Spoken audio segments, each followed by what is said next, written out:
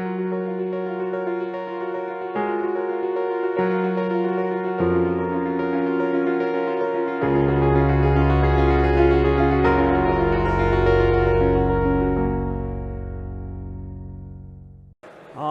right, we are back.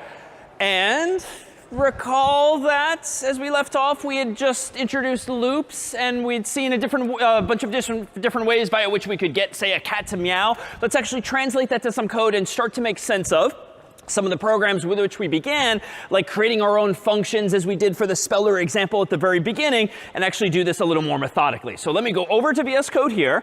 Let me go ahead and create a program called meow.py instead of meow.c as in the past. And suffice it to say, if you want to implement the idea of a cat, we can do better than just saying print meow, print meow, print meow. This, of course, would work. This is correct if the goal is to get the thing to meow 3 times. But when I run Python of meow.py, it's going to work as expected. But this is just not good design, right? We should minimally be using a loop. So let me propose that we improve this per the building blocks we've seen. And I could say something like for I in range of 3, go ahead and print out now, quote unquote, meow. So this is better in the sense that it's still prints meow, meow, meow. But if I want to change this to like a dog and change the meow to a woof or something like that, I can change it in one place and not 3 different places. So just in general, better design.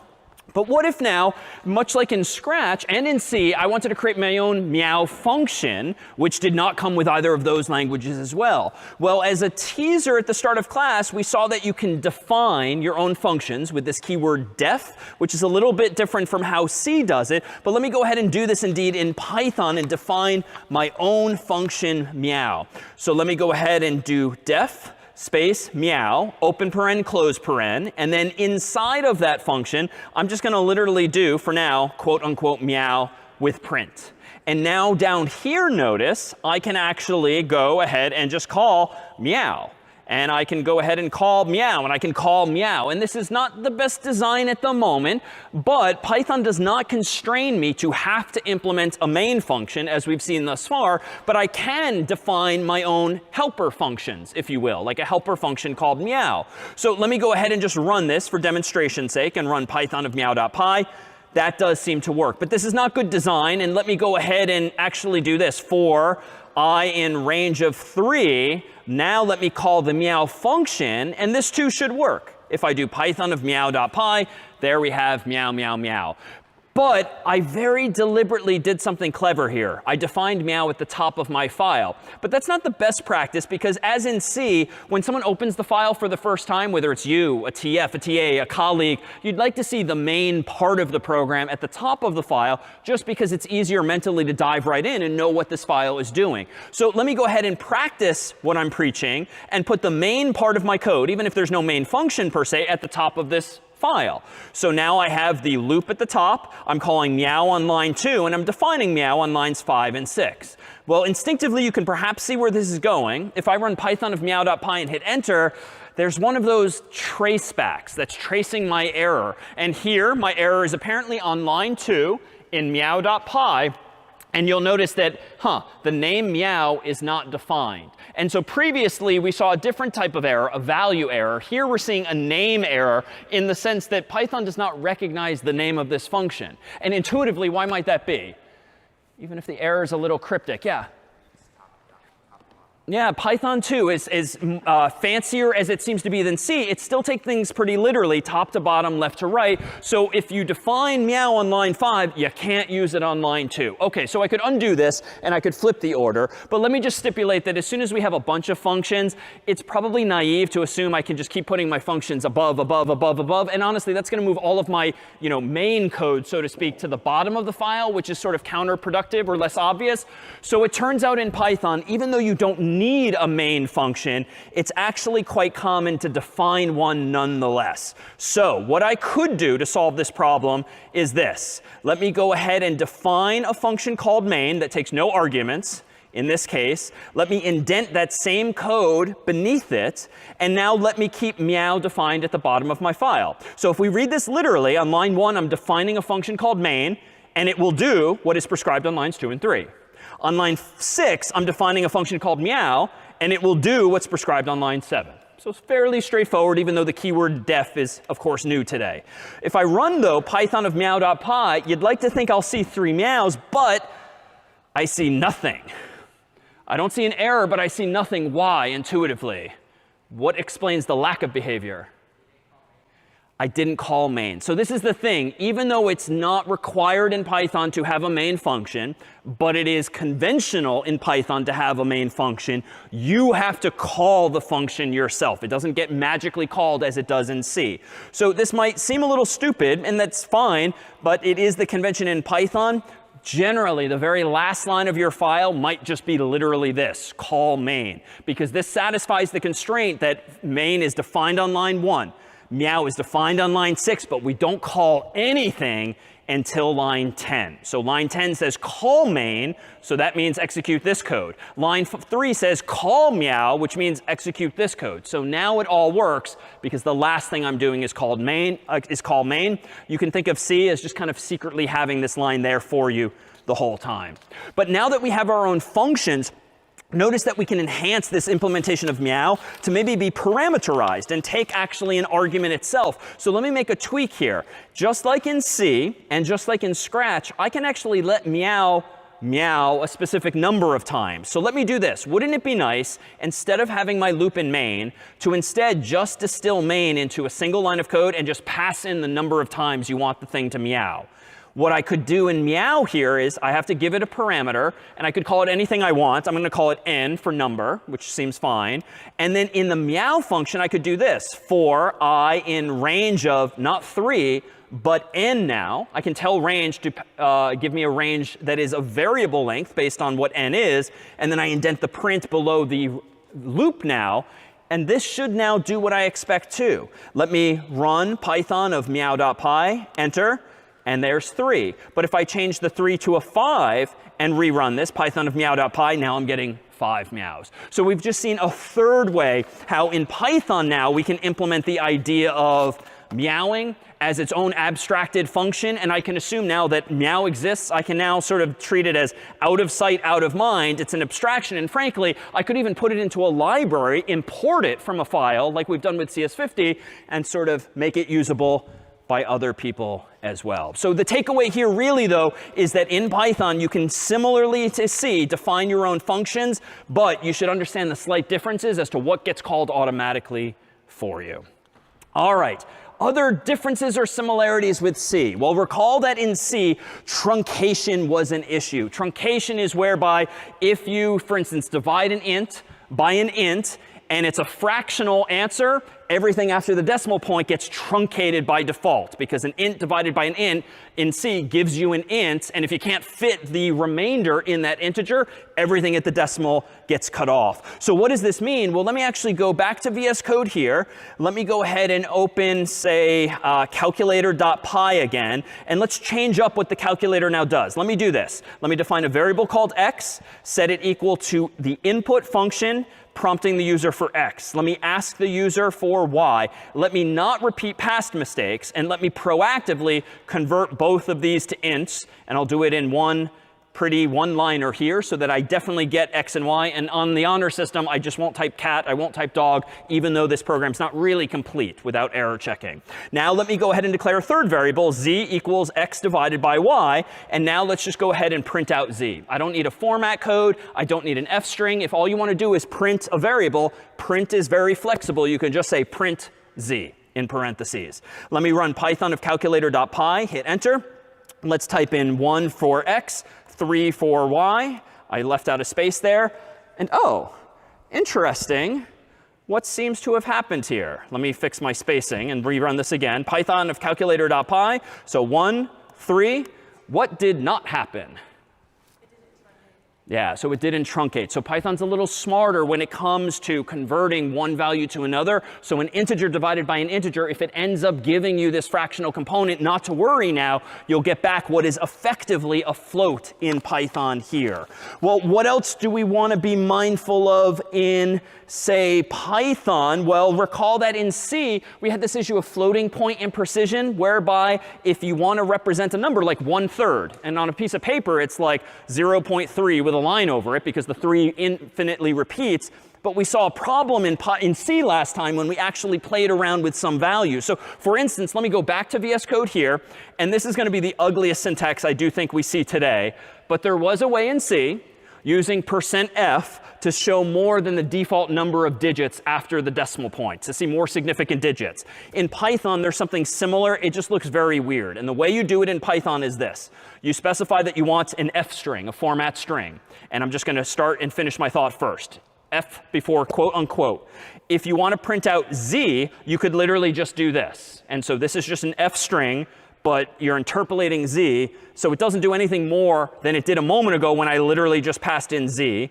But as soon as you have an f string, you can configure the variable to print out to a specific number of digits. So if you actually want to print out z to, say, 50 decimal points, just to see a lot, you can use crazy syntax like this. So it's just using the curly braces as I introduced before, but you then use a dot after a colon, and then you specify the number of digits that you want, and then an f to make clear it's a float. Honestly, I Google this all the time when I don't remember the syntax, but the point is the functionality exists. All right, let me go down here and rerun Python of calculator.py. And unfortunately, if I divide 1 by 3, not all of my problems are solved. Floating point precision is still a thing. So be mindful of the fact that there are these limitations in the world of Python.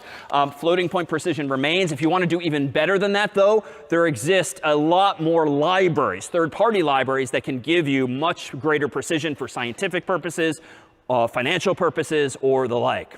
But what about another problem from C? Integer overflow. Like if you just count too high, recall that you might accidentally overflow the capacity of an integer and end up going back to 0, or worse, going negative altogether.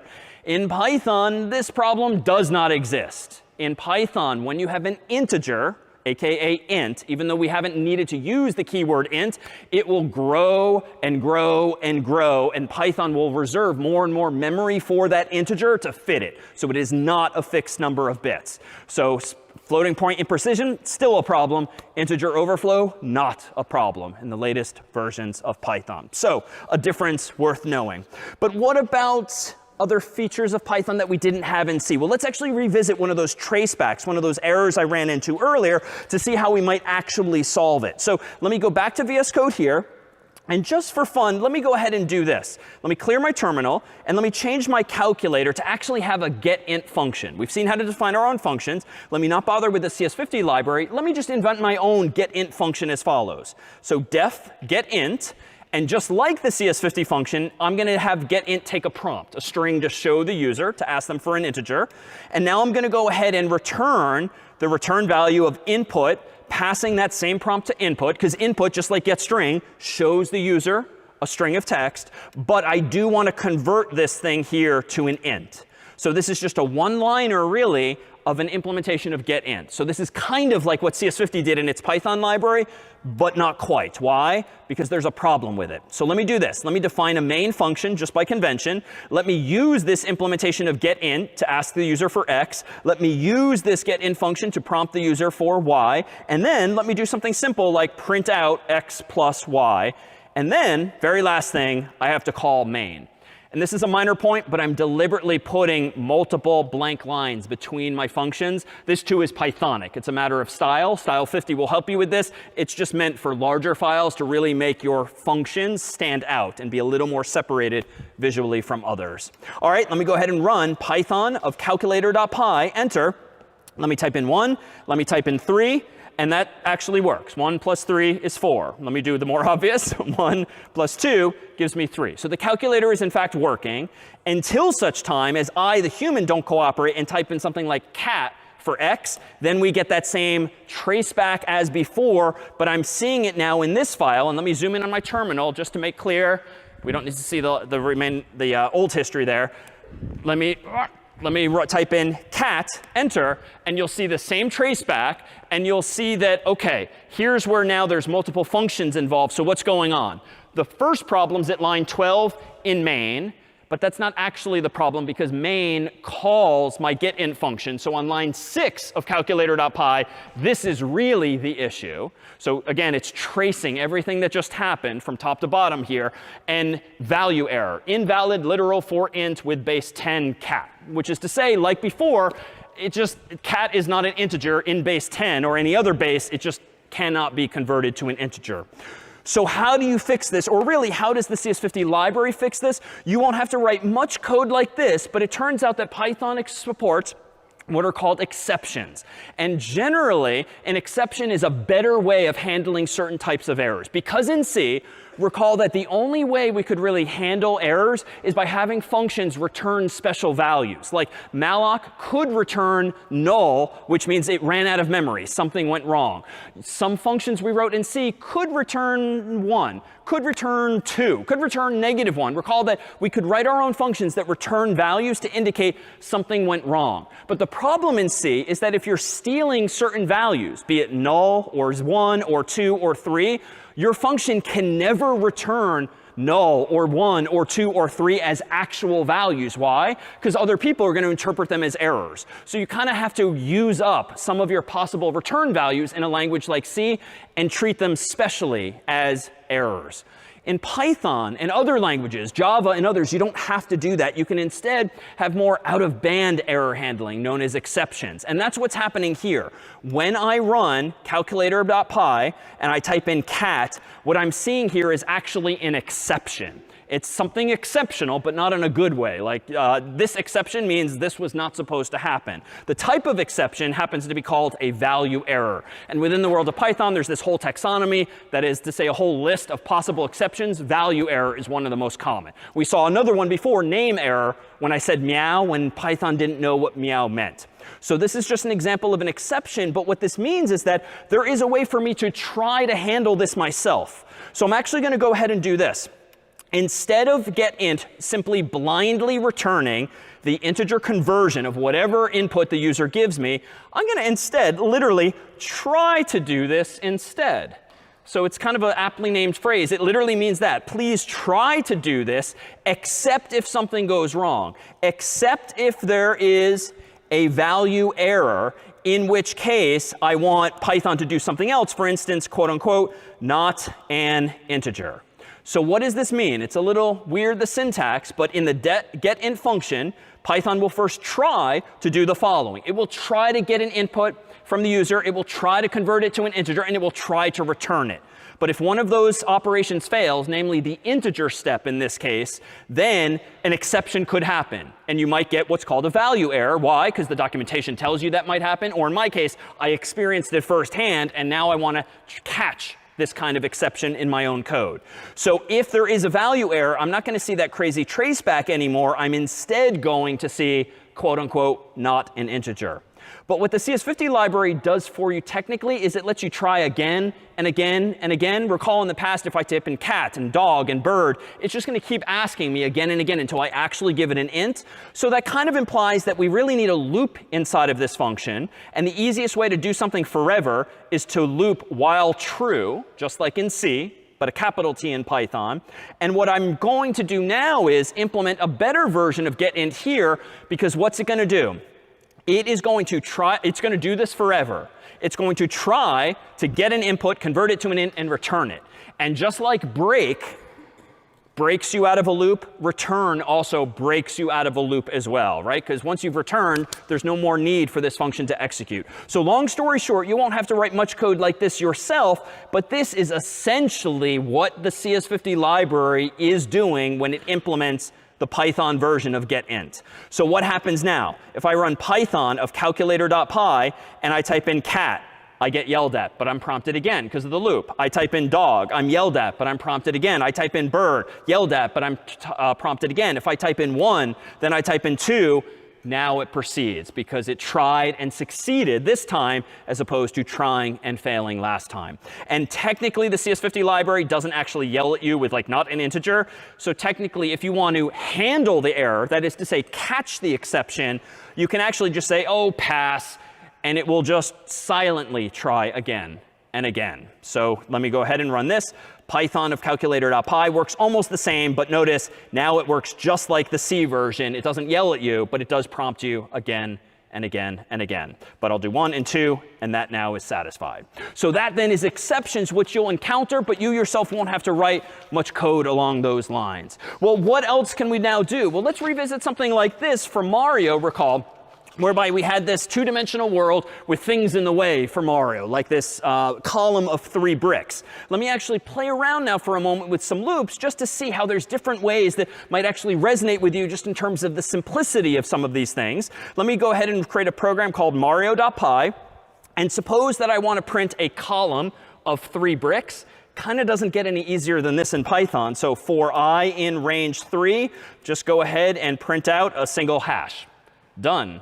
Like that then is what we took us more lines of code in the past. But if I run mario.py, that there gets the job done. I could change the I to an underscore, but it's not bad to remind myself that I is what's really doing my counting.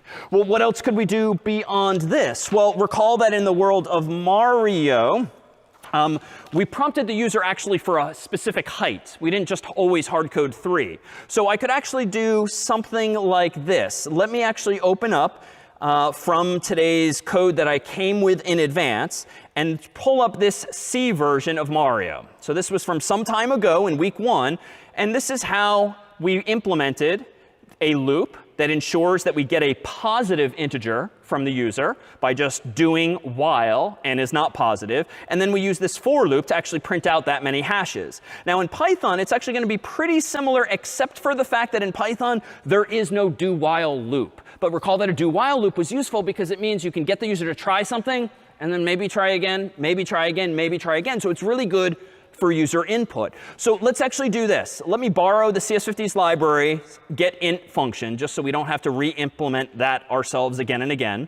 Let me, in Python, do this the Pythonic way. In Python, if you want to prompt the user to do something again and again and again, potentially, you deliberately, by convention, induce an infinite loop. You just get yourself into an infinite loop. But the goal is going to be try something, try something, try something. And as soon as you have what you want, break out of the loop instead. So we're like implementing the idea of a do while loop ourselves. So I'm going to do this. N for number equals getInt. And let's ask the user for a height. Then let's just check. If n is greater than 0, you know what? Break. We've got the value we need. And if not, it's just going to implicitly keep looping again and again and again. So in Python, this is to say, super common to deliberately induce an infinite loop and break out of it when you have what you want. All right, now I can just do the same kind of code as before. For I in range, not of range sometimes, I in range, not 3, but n. Now I can go ahead and print out a hash like this. If I open my terminal window, it's going to work almost the same, but now Mario is going to prompt me for the height. So I could type in 3, or I could type in 4, or I could be uncooperative and type in 0, or -1, or even cat. And because I'm using the CS50 library, cat is ignored. Because I'm using my while loop and breaking out of it only when n is positive, I'm also ignoring the 0 and the -1. So again, this would be a Pythonic way of implementing this particular idea. If I want to maybe enhance this a bit further, let me propose that, for instance, we consider something like the two-dimensional version of or actually the horizontal version of this instead. So recall that some time ago, we printed out like 4 question marks in the sky that might have looked a little something like this. Now, the very mechanical way to do this would be as follows. Let me close my C code. Let me clear my terminal. And let me just delete my old Mario version here. And let's just do this. For I in range of 4, let's go ahead and print out a question mark. All right, I'm going to run Python of mario.py, enter, and it's still a column instead of a row. But what's the fix here, perhaps? What's the fix? Yeah. Yeah, we can use that named parameter and say end equals quote unquote to just suppress the default \n. But let's give ourselves 1 at the very end of the loop just to move the cursor correctly. So now if I run Python of mario.py, now it looks like what it might have in the sky here. But it turns out Python has some neat features too, more syntactic sugar, if you will, for doing things a little more easily. It turns out in Python, you could also do this. You could just say print quote unquote question mark times 4. And just like plus means concatenation, star here means to really multiply the string by itself that many times. So sort of automatically concatenate it with itself. So if I run Python of Mario.py, this too works. So again, just some features of Python that make it a little more pleasant to use, so you don't always have to like slog through implementing a loop or something along those lines. Well, what about something more two-dimensional, like in the world of this brick here? Well, in the context of this sort of grid of bricks, we might do something like this in VS Code. Let me go back to Mario.py. And let me do a 3 by 3 grid for that block like we did in week 1. So for I in range of 3, I can nest loops just like in C. For j in range of 3, I can then print out a hash here. And then let's leave this alone, even though it's not quite right yet. Let's do Python of Mario.py. OK, it's like 9 bricks all in a column, which so your mind might wander to the end parameter again. So yeah, let's fix this. End equals quote unquote. But at the end of that loop, let's just print out a new line. So this logically is the same as it was in C. But in this case, I'm now doing it in Python just a little more easily without I++, without a conditional. I'm just relying on this for I in syntax using range. I can tighten this up further, frankly. If I already have the outer loop, I could do something like this. I could print out a single hash times 3. And now if I run Python of Mario.py, like that works too. So I can combine these ideas in interesting ways as well. The goal is simply to seed you with some of these building blocks. All right, how about code that was maybe a little more logical in nature? Well, in Python, we indeed have some other features as well. So nope, not a break. That was before. In Python, we have some other features as well, namely like lists. And lists are denoted by those square brackets, reminiscent of the world of arrays. But in Python, what's really nice about lists is that their memory is automatically handled for you. An array is about having values contiguously in memory. In Python, a list is more like a linked list. Like it will allocate memory for you and grow and shrink these things. And you do not have to know about pointers. You do not have to know about nodes. You do not have to implement linked lists yourself. You just get list as a data type in Python itself.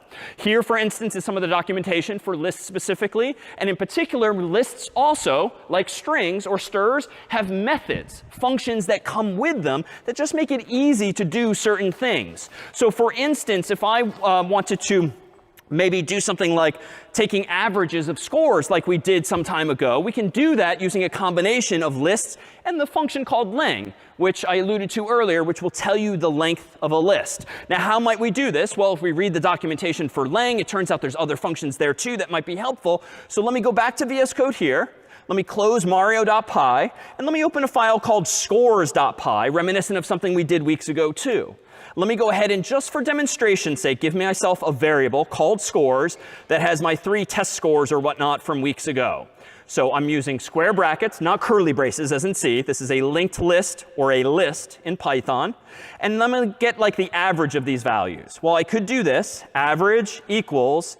And it turns out in Python, you just get a lot of functionality for free. And those functions sometimes take not single arguments, but lists as their arguments. So for instance, I can use Python's built-in sum function and pass in those scores. I can then divide that sum by the length of the scores list as well. So length of a list just tells you how many things are in it. So this is like doing magically 72 plus 73 plus 33 all divided by 3 in total. If I want to now do the math out, I can print the result. So I can print out using an F string and maybe like some prefix text here. Let's print out that average here.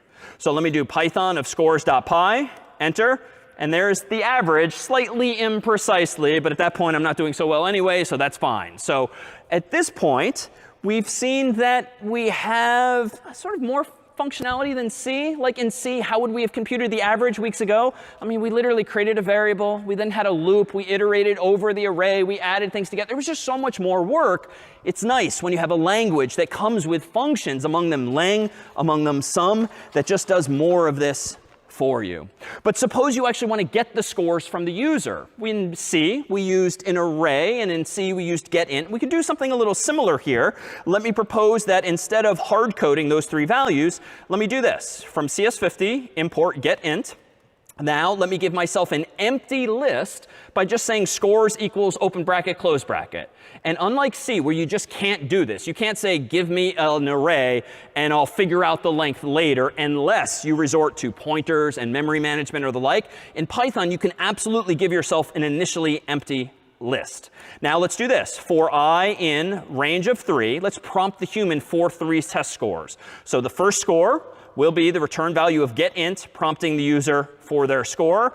And now if I want to add this score to that otherwise empty list, here's where methods come into play, functions that come with objects like lists. I can do scores, plural, because that's the name of my variable from line 3, dot append, and I can append that score. So if we read the documentation for lists in Python, you'll see that lists come with a function, a method called append, which literally just tacks a value onto the end, tacks a value onto the end, like all of that annoying code we would have written in C to like iterate with pointer and pointer and pointer to the end of the list, append it, malloc a new node. Python does all of that for us. And so once you've done that, now I can do something similar to before. The average equals the sum of those scores divided by the length of that list of scores. And I can again print out with an F string the average value in that variable like this. So again, you just have more building blocks at your disposal when it comes to something like this. You can also do this, just so you've seen other syntax. It turns out that instead of doing scores.append, you could also do this. You could concatenate scores with itself by adding 2 lists together like this. This looks a little weird, but on the left is my variable scores. On the right here, I am taking whatever's in that list, and I'm adding the current score by adding it to its own list. And this will update the value as we go. But it does, in fact, change the value of score as opposed to appending to the initial list. All right, how about some other building blocks here? Let me propose this. Let me close out scores.py. Let me open up a file called phonebook.py to reminiscent of what we did weeks ago in C. And let me give myself a list of names. We won't bother with numbers just yet. Let's just play with lists for another moment. So here's a variable called names. It has maybe 3 names in it, maybe Carter and David and John Harvard, as in past weeks. And now let me go ahead and ask the user to input a name, because this is going to be like a phone book. I want to ask the user for a name and then look up that person's name in the phone book, even though I'm not bothering by having any phone numbers just yet. How could I search for, a la linear search, someone's name? Well, in Python, I could do this. For for n in names, if the current name equals what the human typed in, then go ahead and print out found, then break out of this loop. Otherwise, we'll print out not found at the bottom. All right, so let's try this. Python of phonebook.py. Let's search for maybe Carter. That's easy. He's at the beginning. Well, he was found, but then I printed not found. So that's not quite what I want. How about David? D-A-V-I-D. Found, not found. All right, not very correct. How about this? Let's search for Eli. Not in the list. OK, so at least someone not being in the list is working. But logically, for Carter, for David, and even John, why are we seeing found and then not found?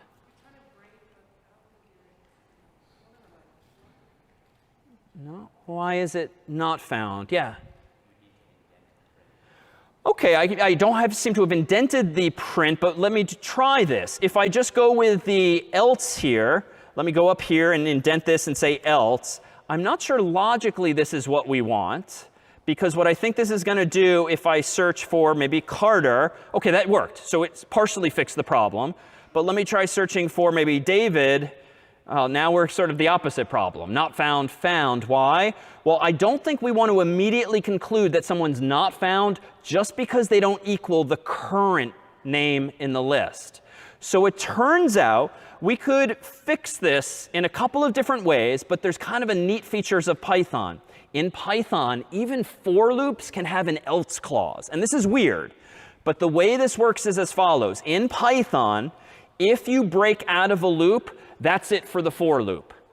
If, though, you get all the way through the list that you're looping over and you never once call line 8, you never break out of the loop, Python is smart enough to realize, OK, you just went through lines 5 through 8. You never actually logically called break. here's an else clause to be associated with it. Semantically, this is weird. We've only ever seen if and else associated with each other, but for loops in Python actually can have else as well. And in this case now, if I do python of phonebook.py, type in Carter, now we get only one answer. If I do it again and type in David, now we get only one answer. Do it again with John, now we get only one answer. Do it with Eli, now we get only one answer. So again, you just get a few more tools in your toolkit when it comes to a language like Python that might very well make solving problems a little more pleasant.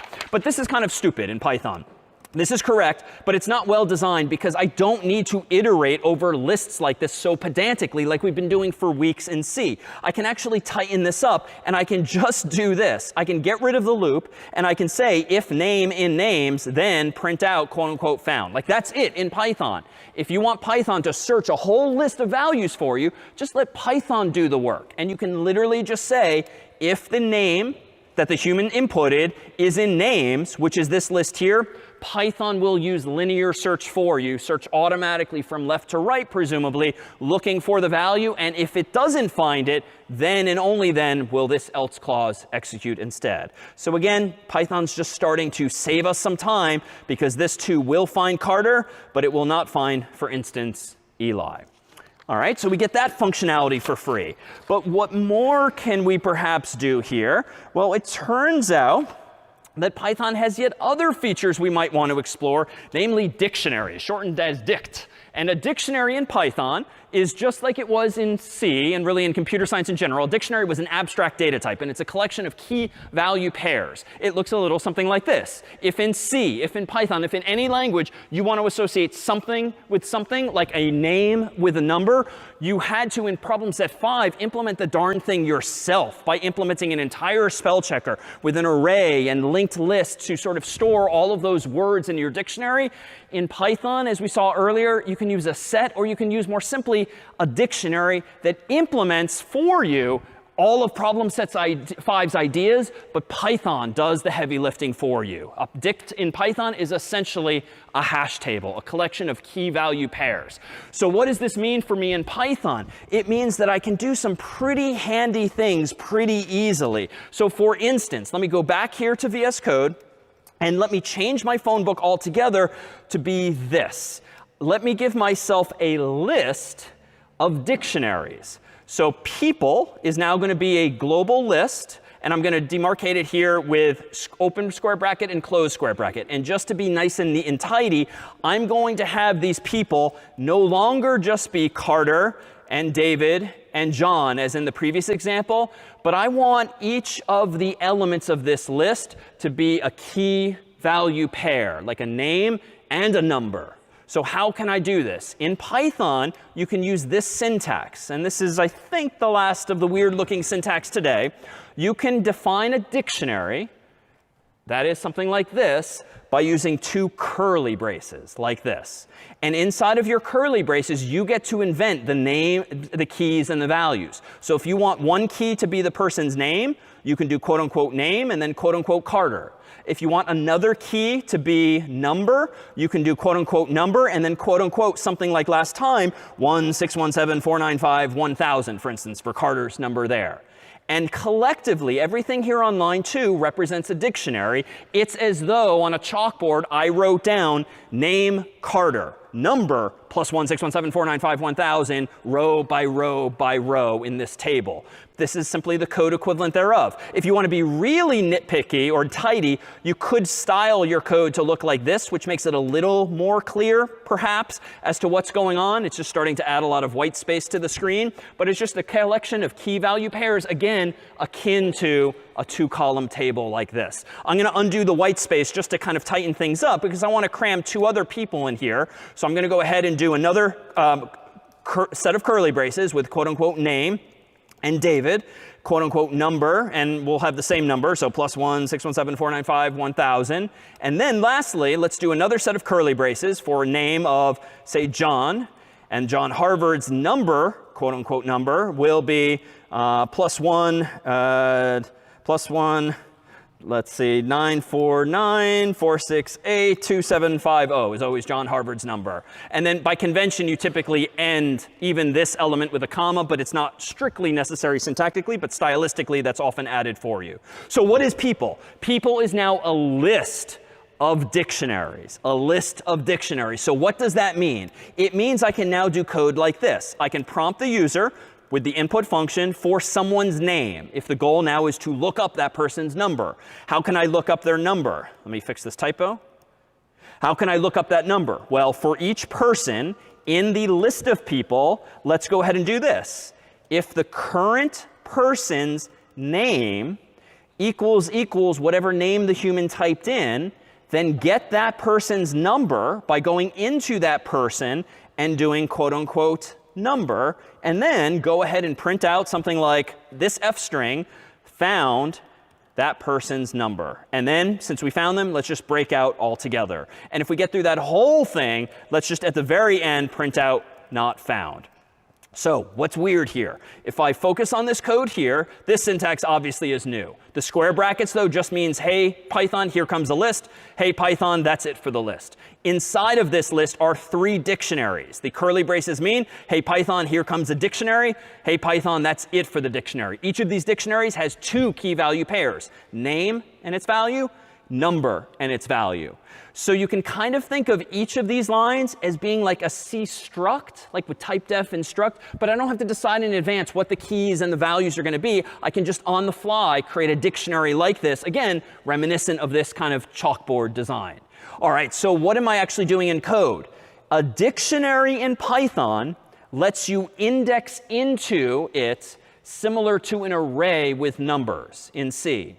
So in C, this is a little bit different. In C, you might have been in the habit of doing person.name, but because it's a dictionary, the syntax in Python is you actually use square brackets with strings as being inside the square brackets rather than numbers. But all this is now doing is it's creating a variable on line 11, setting that number equal to that same person's number. Why? Because we're inside of this loop. I'm iterating over each person one at a time. And that's what that's what in does. It assigns the person variable to this dictionary, then this dictionary, then this dictionary automatically for me. No need for I and I++ and all of that. So this is just saying if the current person's name equals the name we're looking for, get a variable called number and assign it that person's number, and then print out that person's number. So whereas last time we were just printing found and not found, now I'm going to print an actual number. So if I run python of phonebook.py and I search for Carter, there then is his number. If I run python of phonebook.py, type in John, there then is John's number. And if I search for someone who's not there, I instead just get not found. So what's interesting and compelling about dictionaries is they're kind of known as like the Swiss Army knives of data structures in programming, because you can just use them in so many interesting, clever ways. Like if you ever want to associate something with something else, like a dictionary is your friend. And you no longer have to write dozens of lines of code as in pset 5. You can write single lines of code to achieve this same idea. So for instance, if I too want to tighten this up, I actually don't need this loop altogether. An even better version of this code would be this. Let me go ahead and get rid of this loop and instead just say this. Rather, if I want to instead do this here, notice that I don't need this variable technically, even though this will look a little uglier. Notice that I'm only creating a variable called number because I want to set it equal to this person's number. But strictly speaking, anytime you've declared a variable and then used it the next line, you don't really need it. So I could do this. I could get rid of that line. And instead of printing number in my curly braces, I could actually do person, square brackets, and you might be inclined to do this, but this is going to confuse Python because you're mixing double quotes on the inside and the outside. But you can use single quotes here, compellingly. So you don't have to do it this way, but this is just to show you syntactically, you can put most anything you want in these curly braces, so long as you don't confuse Python by using the same syntax. But let me do one other thing here. This is even more powerful. Let me propose that if all you're storing is names and numbers, I can actually simplify this dictionary significantly. Let me actually redeclare this people data structure to be not list of dictionaries, but how about just one big dictionary? Because if I'm only associating names with numbers, I don't technically need to create special keys called name and number. Why don't I just associate Carter with his number, +1, 617, 495, 1000? Why don't I just associate, quote unquote, David with his number, +1, 617, 495, 1000? And then lastly, let's just associate John with his number, +1, 949, 949, 468, 2750. And that too would work. But notice that I'm going to get rid of my list of people and instead just have one dictionary of people. The downside of which is that you can only have one key, one value, one key, one value. You can't have a name key and a number key and an email key and an address key and any number of other pieces of data that might be compelling. But if you've only got key value pairs like this, we can tighten up this code significantly so that now down here, I can actually do this. If the name I'm looking for is somewhere in that people dictionary, then go ahead and get the person's number by going into the people dictionary, indexing into it at that person's name, and then printing out found, for instance, that here number, making this an F string. Else, you can go ahead and print out not found in this case here. So again, the difference is that the previous version created a list of dictionaries, and I very manually, methodically iterated over it looking for the person. But what's nice again about dictionaries is that Python gives you a lot of support for just looking into them easily. And this syntax, just like you can use it for lists, you can use it for dictionaries as well. And Python will look for that name among the keys in the dictionary. And if it finds it, you use this syntax to get at that person's number. Whew. OK, a lot all at once. But are there any questions on this here syntax? We'll then introduce a couple final features with a final flourish. Yes? In this case, I do not need to use break because I don't have any loop involved. So break is only used, as we've seen it, in the context of like looping over something when you want to terminate the loop early. But here, Python is doing the searching for you. So Python's taking care of that automatically. All right, just a couple final features so that you have a couple of more building blocks. Here is the documentation for dictionaries themselves in case you want to poke around as to what more you can do with them. But it turns out that there are other libraries that come with Python, not even third party. And one of them is the sys library, whereby you have system-related functionality. And here's its official documentation, for instance. But what this means is that certain functionality that was just immediately available in C is sometimes tucked away now into libraries in Python. So for instance, let me go over to VS Code here, and let me just create a program called greet.py, which is reminiscent of an old C program that just greets the user using command line arguments. But in C, recall that we got access to command line arguments with main and in argc and argv, but none of those have we seen at all today. And in fact, main itself is no longer required. So if you want to do command line arguments in Python, you actually do this. From the sys library, you can import something called argv. So argv still exists. It's just tucked away inside of this library, otherwise known as a module. And I can then do this. If the length of argv, for instance, does not equal 2, well, then we're going to go ahead and do what we did, or rather, let's do this. If the length of argv does equal 2, we're going to go ahead and do what we did a couple of weeks ago, whereby I'm going to print out hello, comma, and then argv bracket 1, for instance. So whatever is in location 1 of that list. Else, if the length of argv is not equal to 2, that is, the human did not type 2 words at the prompt, let's go ahead and print out hello world by default. So we did the exact same thing in C. The only difference here is that this now is how you get access to argv. So let me run this. Python of greet.py and hit enter.